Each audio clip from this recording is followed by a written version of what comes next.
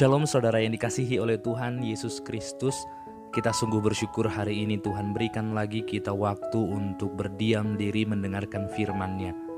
Sebelum kita mendengarkannya, marilah kita meminta pertolongan di dalam doa. Kiranya Roh Kudus memberikan kita pengertian yang benar.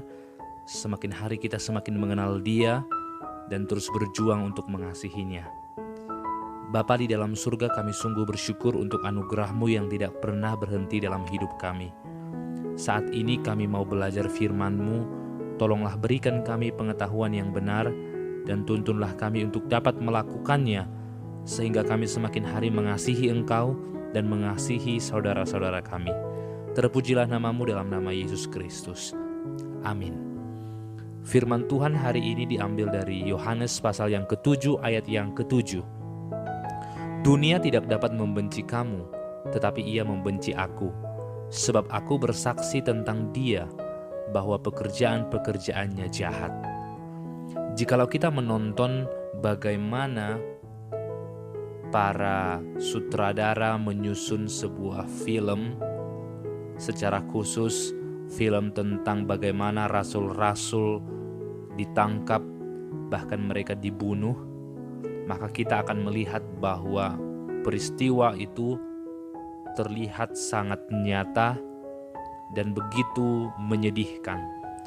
Ada yang dilempar batu sampai mati, ada yang digoreng, ada yang dipenggal, ada yang diikatkan ke kuda dan akhirnya kuda ini menarik dia di jalan yang berbatu-batu sampai akhirnya mati.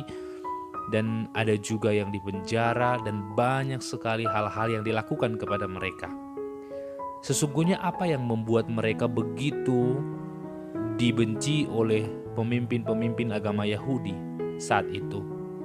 Sebenarnya bukan karena mereka melakukan kesalahan secara pribadi kepada pemimpin agama Yahudi itu.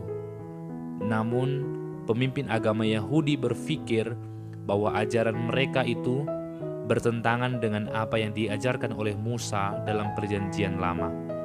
Atau bukan saja karena bertentangan, tetapi mungkin saja mereka merasa kehadiran dari rasul-rasul itu menjadi sebuah ancaman bagi mereka. Karena mereka takut rakyat akan menolak mereka dan akhirnya tidak memberikan kepada mereka uang atau juga tidak mungkin mendengarkan mereka lagi.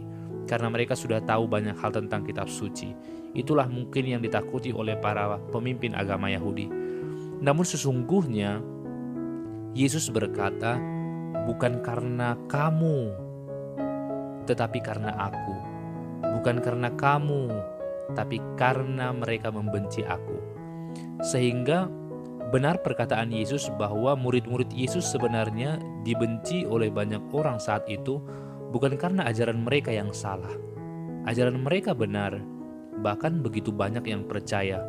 Ketika kita mengingat bagaimana Petrus berkhotbah, dikatakan di sana khotbahnya itu melahirkan pertobatan kepada 3.000 orang. Artinya firman Tuhan yang disampaikan bukanlah kesesatan. Tidak mungkin Tuhan membuat orang bertobat melalui firman yang sesat. Artinya firman yang benar akan melahirkan pertobatan yang benar. Sehingga kenapa murid-murid Yesus dibenci? Karena mereka menjalankan apa yang Yesus telah ajarkan. Yesus itu dibenci oleh pemimpin agama Yahudi karena pengikutnya sudah semakin banyak dan pemimpin agama Yahudi semakin hari kebohongannya, kejahatannya semakin terlihat. Dan inilah yang Yesus katakan di sini. Karena Yesus bersaksi tentang dunia, bahwa pekerjaan dunia ini adalah pekerjaan jahat. Dunia ini melambangkan bukan dunia fisik, tetapi dunia orang-orang yang tidak percaya kepadanya. Yesus dengan terang-terangan membongkar semua kejahatan manusia, dan akhirnya barang siapa yang tidak bertobat nantinya akan binasa. Yesus terus mengulang-ulang hal yang sama, sehingga pikirkan saja, siapa coba yang tahan mendengarkan ada orang yang terus menegur setiap kesalahan kita. Maka Yesus dibenci oleh karena itu, dan kehadiran Yesus adalah sebagai ancaman bagi mereka. Maka tidak heran ketika kita melihat banyak orang Kristen yang dianiaya zaman sekarang, karena mereka setia kepada Tuhan. bukan karena mereka membenci orangnya, tapi mereka membenci imannya. Mereka tidak mau banyak yang mengikuti Yesus. Mereka merasa terancam Yesus itu memiliki banyak pengikut. Oleh karena itu, ketika kita dianiaya, ketika kita mengalami banyak penyiksaan, maka sesungguhnya kita sedang berada di masa di mana Yesus berkata yang demikian. Artinya apa? Kita harus bersyukur berada di dalam tantangan ini. Kita bersyukur berbagian dalam penderitaan Yesus. Makanya Yesus berkata, siapa yang mau mengikut dia harus memikul salibnya dan menyangkal dirinya. Bagian dari penyangkalan diri dan penderitaan ialah ketika kita terus bertahan dalam iman walaupun kita dibenci. Kita harus terus berjuang melakukan kebenaran walaupun kita tidak disukai banyak orang. Oleh karena itu kejujuran, perbuatan baik itu sangat menyakitkan bagi orang-orang berdosa. Tetapi kita adalah orang-orang yang ditebus oleh Yesus Kristus. Kita sudah digantikan dari maut. Harusnya kita mati, sekarang kita hidup. Maka harusnya kita hidup sebagaimana yang Yesus lakukan. Ya, hidup terus bersama dengan Allah. Maka kita pun harus hidup bersama dengan Allah. Kiranya Tuhan menolong kita di setiap penderitaan yang kita alami, di setiap tekanan yang kita alami. Semoga kita terus kuat di dalam Tuhan, dan pasti Dia akan menguatkan setiap anak-anak-Nya. Berbahagialah jika kita berbagian dalam penderitaan Tuhan. Amin.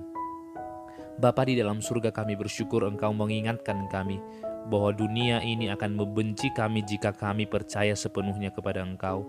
Kuatkan dan tolonglah kami, dan berilah kami kekuatan untuk saling menopang saudara-saudara kami mungkin yang lemah dalam iman dan mereka yang tertekan dengan beban berat. Terpujilah Engkau, kami percaya Engkau akan bersama dengan kami.